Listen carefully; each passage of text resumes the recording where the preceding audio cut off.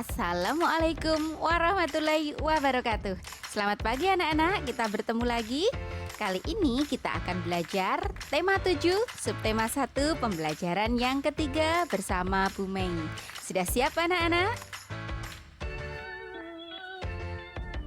Baik, tujuan pembelajaran kali ini disimak anak-anak.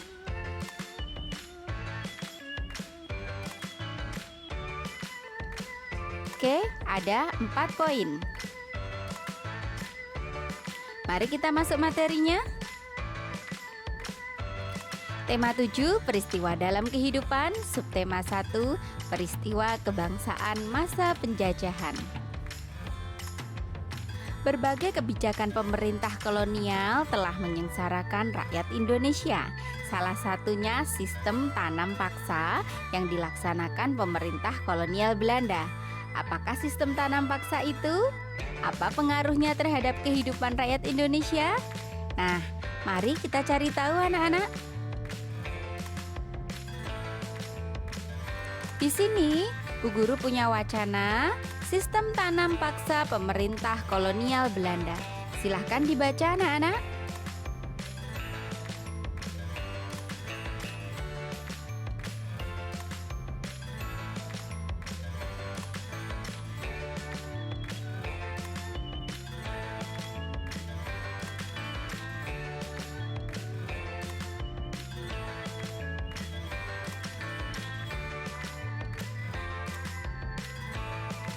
Selanjutnya,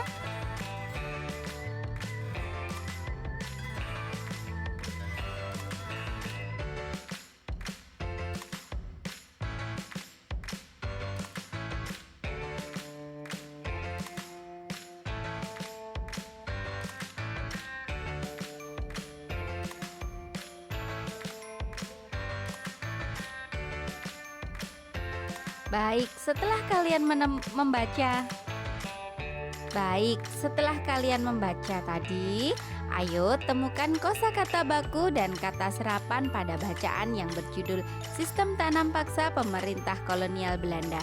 Kemudian carilah arti katanya. Kamu dapat mencarinya di Kamus Besar Bahasa Indonesia. Perhatikan cara-cara penggunaan kamus berikut ini. Yang pertama, pilihlah sebuah kata dari daftar kosakata barumu, misalnya pilar. Yang kedua, bukalah kamusmu. Carilah daftar kata-kata yang dimulai dengan huruf awal P. Ingat, setiap kata pada kamus selalu diurutkan berdasarkan urutan abjad. Yang ketiga, dalam daftar kata yang berhuruf awal P, carilah daftar kata yang dimulai dengan P. 4. Carilah daftar kata yang dimulai dengan pil. Kata pilar akan kamu temukan di antara kata-kata itu. Selamat mencari.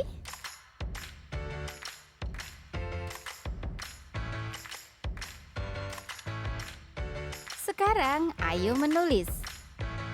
Pahamilah bacaan tersebut, tuliskan informasi penting dalam bacaan ke dalam kolom-kolom berikut dengan menggunakan prinsip apa, di mana, kapan, siapa, mengapa, dan bagaimana. Selamat berlatih.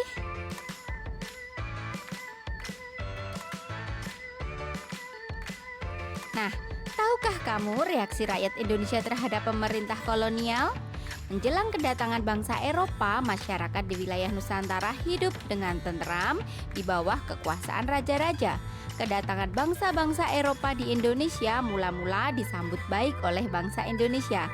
Namun, lama-kelamaan rakyat Indonesia mengadakan perlawanan karena niat jahat bangsa-bangsa Eropa itu mulai terkuak dan diketahui oleh bangsa Indonesia. Perlawanan-perlawanan yang dilakukan rakyat Indonesia disebabkan orang-orang Barat ingin memaksakan monopoli perdagangan dan berusaha mencampuri urusan kerajaan-kerajaan di Indonesia.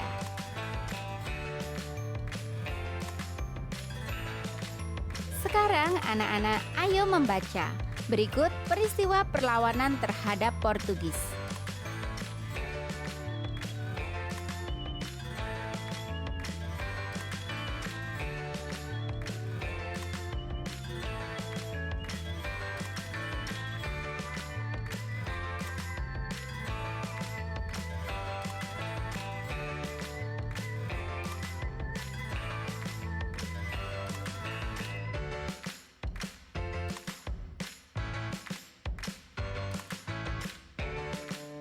Nah, sekarang anak-anak tambah ilmu ya. Selanjutnya,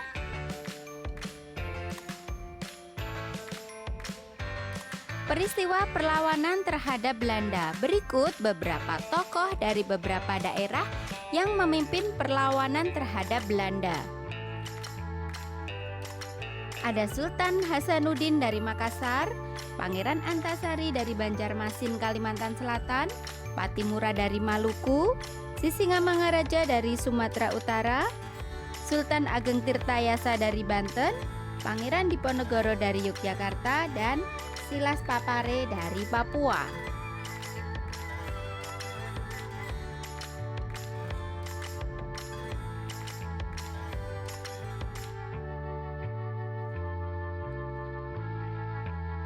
Nah, anak-anak, perlawanan terhadap para penjajah di berbagai daerah banyak mengalami kegagalan. Apa sebabnya? Karena mereka bersifat kedaerahan. Nah, tahukah kamu keanekaragaman sosial budaya di Indonesia? Budaya merupakan segala sesuatu yang dihasilkan oleh akal budi manusia. Adapun wujud budaya yaitu yang pertama gagasan atau ide, misalnya kepercayaan. Yang kedua tindakan, misalnya upacara adat dan seni pertunjukan. Yang ketiga berupa benda, misalnya pakaian adat dan senjata tradisional. Silahkan disimak kembali anak-anak faktor penyebab keragaman bangsa Indonesia.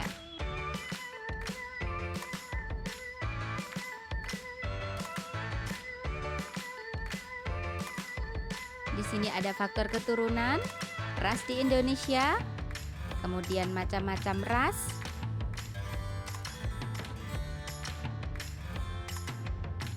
ada 4 kelompok ras.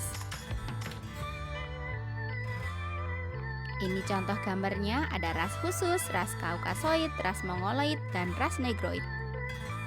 Kemudian adanya suku di Indonesia.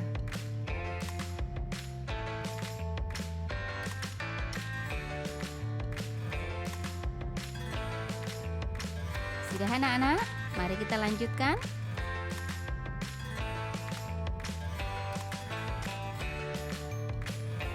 Kemudian adanya perbedaan kondisi geografis dan pengaruh kebudayaan luar.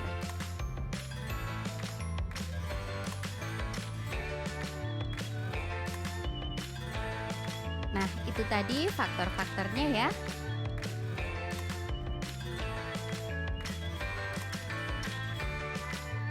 Sekarang anak-anak menyimak tugas dari Bu Guru. Yang pertama, apakah alasan Ternate melakukan perlawanan terhadap Portugis? Tadi ada di wacana. Apakah faktor penyebab keragaman bangsa Indonesia? Sebutkan. Tadi sudah dijelaskan Bu Guru. Sebutkan 3 penyimpangan yang terjadi saat pelaksanaan tanam paksa. Ini juga ada di wacana yang tadi kita bahas ya. Nomor 4,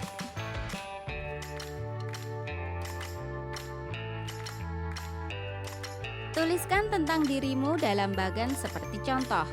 Buatlah di karton ukuran sesuai kreativitas masing-masing. Nama, suku, tempat tinggalmu, bahasa daerahmu, kesenian yang menjadi ciri suku daerahmu, dan tempeli dengan fotomu.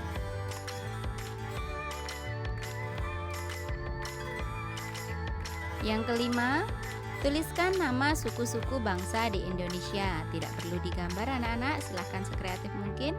Ditulis sukunya ada di Pulau Sumatera, Kalimantan, Sulawesi, Kepulauan Maluku, Jawa, Bali dan Nusa Tenggara, serta Papua. Selamat mengerjakan anak-anak, semoga tambah wawasannya. Demikianlah materi kita hari ini. Terima kasih. Tetap semangat belajar. Wassalamualaikum warahmatullahi wabarakatuh.